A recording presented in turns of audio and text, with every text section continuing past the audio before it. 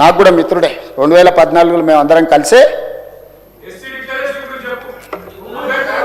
2014లో మేము అందరం కలిసి ఎమ్మెల్యేలు గెలిచినాం. రోజు పొద్దున్న వచ్చి మాట్లాడేది ఏందన్న పరిస్థితి అని. ఏదున్నా నిలబడి కొట్లాడదాం, కష్టపడదాం, మంచి రోజులు వస్తాయని చెప్పిన. కానీ ఒత్తిడికో భయానికో ఆ రోజు 2014లో తెలుగుదేశంలో గెలిచిన 12 మంది ఆ పార్టీలకు పోయిన, ఒకరి తర్వాత ఒకరు, అందరు కలిసి పోలే. ఆనాడు తీసుకొని అందులోకి వెళ్ళి కొంతమందిని మంత్రులను చేశారు. పక్క పార్టీలకు గెలిచిన వాళ్ళను పక్క పార్టీ నుంచి తీసుకొని మంత్రులను చేసి ఈనాడు వాళ్ళే ఇక్కడికి వచ్చి పెద్ద పెద్ద స్లోగన్లు ఇస్తున్నారు. అధ్యక్ష, ఎవరైతే పార్టీ ఫిరాయించిండ్రో, ఎవరినైతే ఎథిక్స్ కమిటీలో మెంబర్గా వేసినామో ఆనాడు వాళ్ళే ఈరోజు పార్టీ ఫిరాయింపుల గురించి ఈరోజు గొప్ప గొప్పగా స్లోగన్లు ఇస్తున్నారు. అధ్యక్ష, నవ్విపోదురు కాక నాకేటి సిగ్గు అని వెనకటికి సామెత చెప్పారు. వీళ్ళని చూస్తుంటే నిజంగానే సిగ్గు అవుతుంది. అధ్యక్ష, అసలు స్లోగన్లు ఇవ్వడానికి అర్హత ఉందా అని. ఇది 2014 నుంచి 18.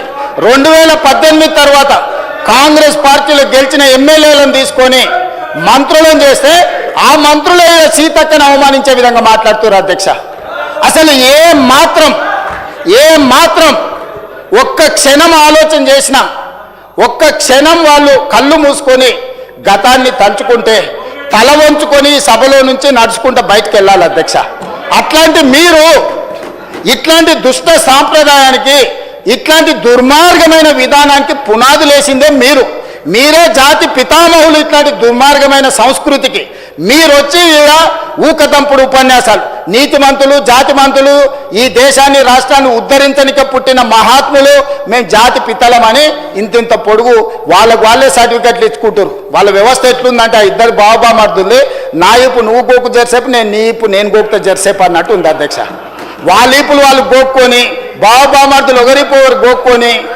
వాళ్ళిద్దరు సమ్మగా ఉందని అనుకుంటారు. పాపం వీళ్ళ అమాయకులు వాళ్ళు సమ్మగా ఉంటే వీళ్ళు సప్పట్లు కొడుతుర్రు. వీళ్ళ అమాయకత్వం చూసి నాకు ఏం చెప్పాలో అర్థమైతే లేదు.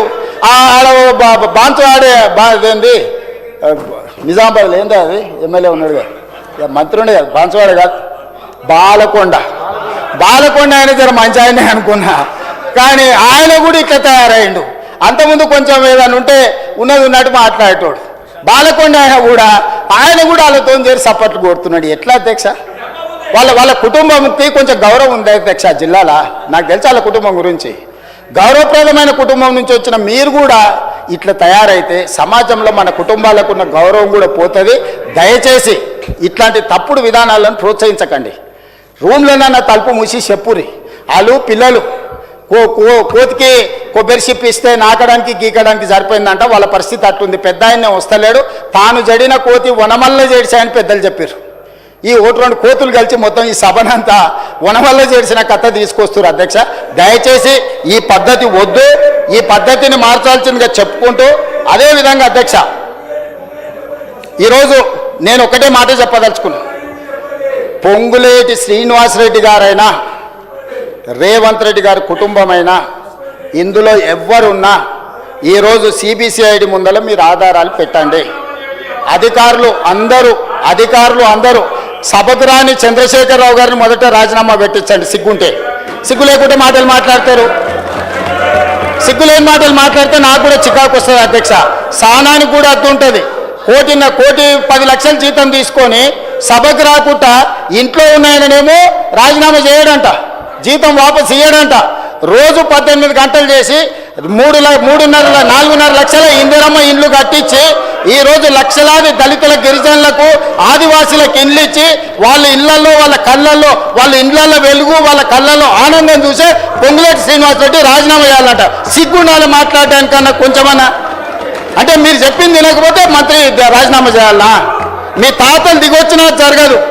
మీరు అనుకుంటారో మీరేదో అరుస్తే గోల పెడితే వింటారని.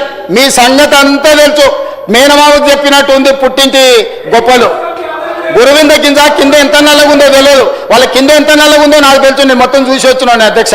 ఇక నేను ఎక్కువ చెప్తే బాగుండదు, చిట్టా ఇస్తే అసలు బాగుండదు. ఒకటే అధ్యక్ష, ఈరోజు నేను ఒక మాట చెప్పదలుచుకున్నా.